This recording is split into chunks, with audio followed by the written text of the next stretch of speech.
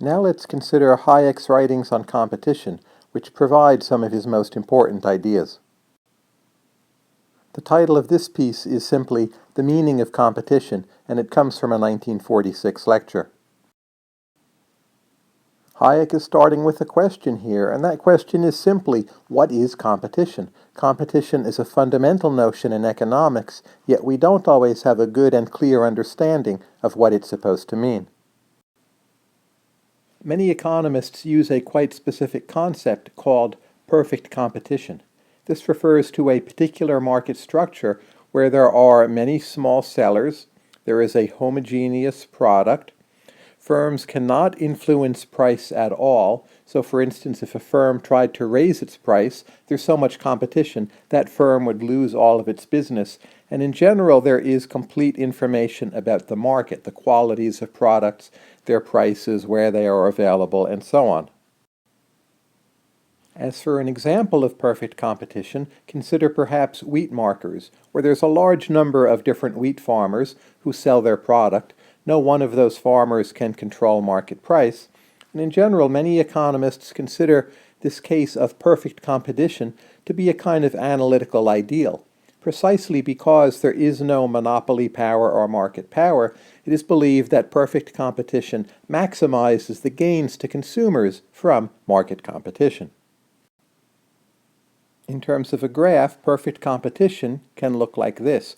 So here is the demand curve facing the individual firm, and that firm has to set a price at this level. At any higher price, the firm will not sell anymore, and the firm has that demand curve intersecting with marginal cost, and quantity is determined here. You can think of this as a static picture of what problem the firm faces when there are many sellers in the market, and knowledge is again more or less complete. Everyone knows where these curves are, and then the final outcome is predetermined. This model of perfect competition can be analytically quite useful, but for Hayek it is not the essence of what competition is really about. In his essay, Hayek wrote that competition is, quote, by its nature a dynamic process whose essential characteristics are assumed away by the assumptions underlying the analysis.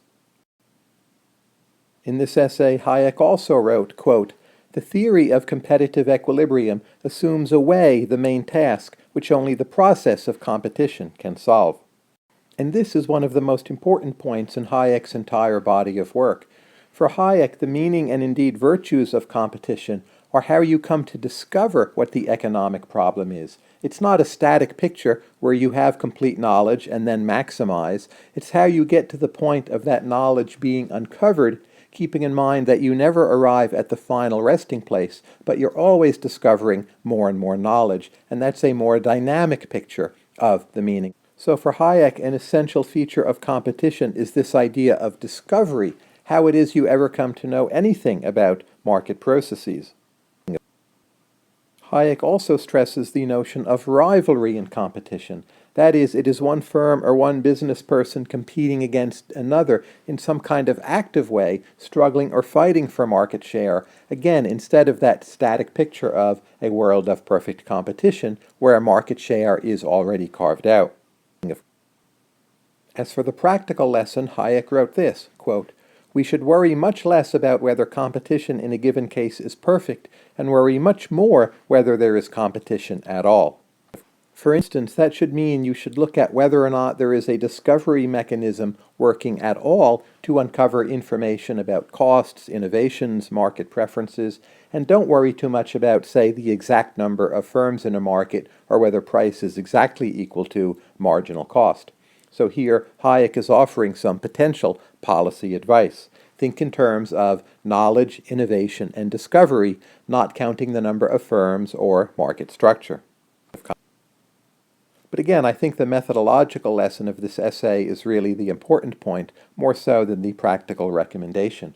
When we're trying to understand markets and the virtues of markets, the key is this point about discovery and generating new and novel information.